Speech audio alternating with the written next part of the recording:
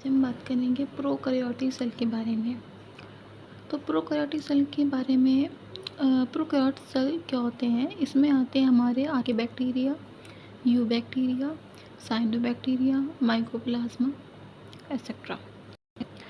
और ये स्मॉलर होते हैं यूकैरियोटिक से, और ये मल्टीप्लाई करते हैं faster than eukaryotes due to their simple structure. क्योंकि इनके पास हम पढ़ चुके हैं कि प्रोकैरियोटिक और यूकैरियोटिक में डिफरेंस देख चुके हैं कि प्रोकैरियोटिक के पास जो है वो डबल मेम्ब्रेन बाउंड ऑर्गेनेल्स नहीं होते हैं, ठीक है। तो इसलिए ये सिंपल स्ट्रक्चर की वजह से ये क्या करते हैं, फास्टर मल्टीप्लाई करते हैं और साइज में जो है वो स्मॉलर होते हैं यूकैरियोट से। इसके बाद बात करें तो शेप ऑफ बैक्टीरिया। देखो विप्रो होता है comma shape, spirillum means spring shape के, कोकस मीन्स राउंड शेप के, बैसिलस मीन्स रॉड शेप के। ठीक, अब हम बात करते हैं कि एक प्रोकैरियोटिक बैक्टीरिया के अंदर क्या क्या पाया जाता है। तो देखिए सेल के बाहर हमको क्या देखने को मिलती है, एक मिनट, हाँ, सेल के बाहर देखने को मिलती है हमको सेल वॉल, फिर अंदर सेल मेम्ब्रेन, फिर जो सेल वॉल और सेल मेम्ब्रेन के बीच का जो स्पेस होता है उसको कहते हैं इंटर मेम्ब्रेन स्पेस। इसके अलावा जो इनफोल्डिंग होती है सेल मेम्ब्रेन की, और हम कह सकते हैं प्लाज्मा मेम्ब्रेन की, उसको कहते हैं मेसोसोम्स। इसके अलावा infolding of cell membrane is called flagella, ठीक है।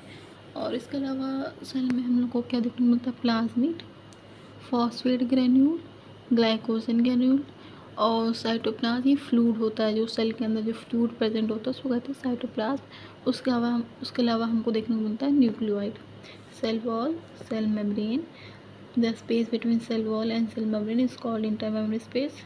जो फोल्डिंग होती है सेल मेम्ब्रेन उसको कहते हैं मेसोसोम्स।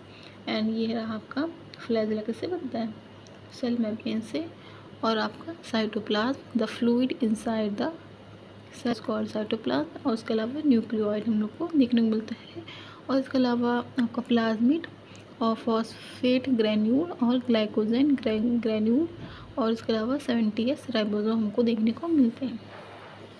अब हम बात करें सेल वॉल की, तो सेल वॉल जो है वो आपकी होती है रिजिड आउटर मोस्ट लेयर है, जो प्रोटेक्ट करती है बैक्टीरिया को किससे, कोलैप्सिंग और ब्रस्टिंग से।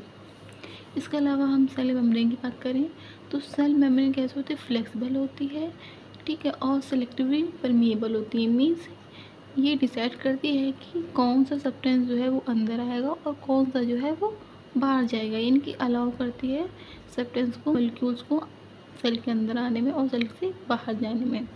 इसके अलावा हम साइटोप्लाज्म बता चुके हैं कि जेल लाइक फ्लूइड होता है सेल के अंदर। मेसोसोम क्या होती है, इनफोल्डिंग होती है इनर मेम्ब्रेन की और सेल मेम्ब्रेन की, जो कहते हैं हम लोग मेसोसोम।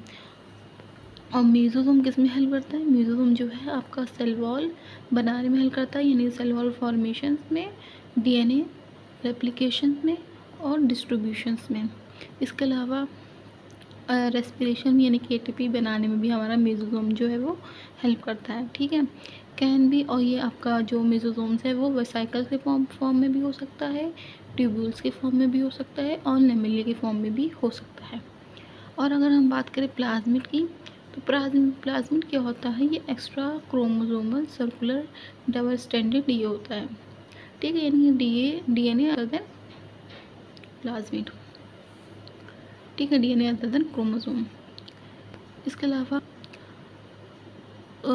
हाँ, ये जो प्लाज्मिड है ये कैसे एक्ट करता है, एक्ट एज अ व्हीकल, ठीक है। और इसमें क्या होता है, एंटीबायोटिक होती है और ये प्रोवाइड करता है बहुत सारे फिनोटाइपिक कैरेक्टर इन बैक्टीरिया, यानी कि ये जो है व्हीकल के तरीके एक्ट करता है और ये रेसिस्टेंट होता है एंटीबायोटिक, यानी कि कोई भी एंटीबायोटिक जो है उसको हरा नहीं सकती, ठीक है। और ये बहुत सारे फिनोटाइपिक कैरेक्टर जो है वो बैक्टीरिया को प्रोवाइड करता है। और प्लाज्मिड की एक और बात आप देख लीजिए कि जो प्लाज्मिड है वो इटसेल्फ रेप्लिकेट कर सकता है, कैन रेप्लिकेट इटसेल्फ। और न्यूक्लियोइड की बात करें तो ये स्पेसिफिक पार्ट होता है साइटोप्लाज्म का, जहाँ पे जेनेटिक मटेरियल जो है वो प्रेजेंट होता है। ये वो पार्ट होता है साइटोप्लाज्म का जहाँ पे हम लोग को जेनेटिक मटेरियल जो है वो देखने को मिलता है। अब phosphate granules and glycogen granules, इनको क्या कहते हैं, फॉस्फेट ग्रेन्यूल और ग्लाइकोजन ग्रेन्यूल कहते हैं इंक्लूजन बॉडी, और ये मेम्ब्रेन लेस होती है, यानी इन्हें कोई मेम्ब्रेन जो है वो देखने को नहीं मिलती है। और फॉस्फेट ग्रेन्यूल और ग्लाइकोजन ग्रेन्यूल, इनको हम इंक्लूजन बॉडी कह रहे हैं, इनका क्या काम होता है, स्टोरेज स्ट्रक्चर है। ठीक है, इसके अलावा राइबोसोम देखने को मिलते हैं हमको। राइबोसोम 70S के होते हैं, जो कि आपकी 50S और 30S, यानी कि 50 जो कि हमारा ऑड नंबर है, 30 जो कि ऑड आई, दो ऑड नंबर मिलके हमारी 70S यूनिट जो है वो बनती है। और राइबोसोम को प्रोटीन फैक्ट्री कहा जाता है, क्योंकि जो राइबोसोम है वो प्रोटीन बनाने में हेल्प करते हैं। ठीक है, इसके अलावा 70S राइबोसोम को प्रोकैरियोट में देखने को मिलते हैं। उसके अलावा ये माइटोकॉन्ड्रिया और क्लोरोप्लास्ट में भी देखने को मिलते हैं। अब देखिए इंटरमेम्ब्रेन स्पेस हम बता चुके हैं, the space between outer membrane and inner membrane is called intermembrane space. अब फ्लैजला, फ्लैजला क्या है, ये एक्सटेंशन है सेल मेम्ब्रेन की, याद रखिए ये सेल मेम्ब्रेन के एक्सटेंशन हैं, लेकिन निकली कैसे, इसको फाड़ के निकली, ये निकली है आपके सेल वॉल को चीर करके निकली है। ठीक है, ये नहीं, सेल वॉल को कट करके ये आपकी जो फ्लैजला है वो निकली है। एक्सटेंशन किसकी, सेल मेम्ब्रेन की है, लेकिन निकली कहाँ से है, सेल वॉल को क्रॉस करते हुए। ठीक है, और फ्लैजला अगर किसी बैक्टीरिया में फ्लैजला प्रेजेंट है तो वो मोटाइल होता है। ठीक है, और अगर नहीं है तो वो नॉन मोटाइल होता है।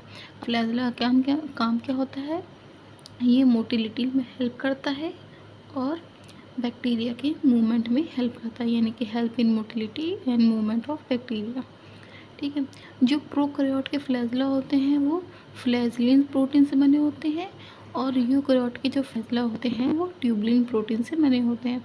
जो प्रोकैरियोट के फ्लैजला होते हैं वो फ्लैजलिन प्रोटीन से बने होंगे, और जो यूकैरियोट के फ्लैजला होंगे वो ट्यूबुलिन प्रोटीन से बने होंगे।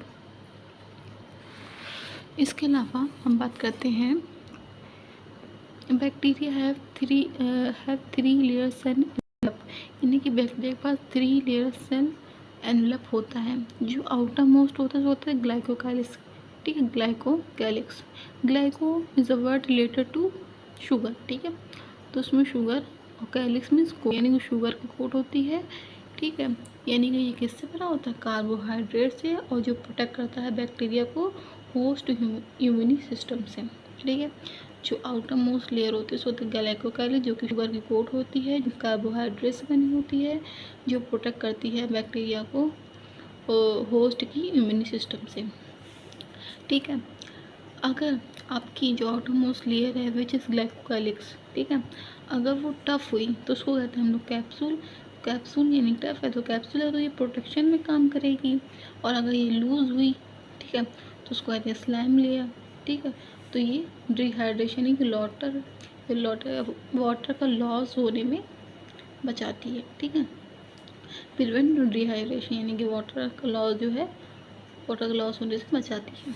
ठीक है, और देखो glycocalyx plus cell wall plus cell membrane, ये तीनों पहले सबसे बाहर क्या होती है, glycocalyx outermost layer, cell wall middle layer, और सेल मेम्ब्रेन इनर लेयर। ठीक है, ये सारी जो लेयर हैं वो एक्ट करती है एज अ प्रोटेक्टिव यूनिट, यानी कि सेल को प्रोटेक्ट करने का काम करती हैं ये तीनों लेयर।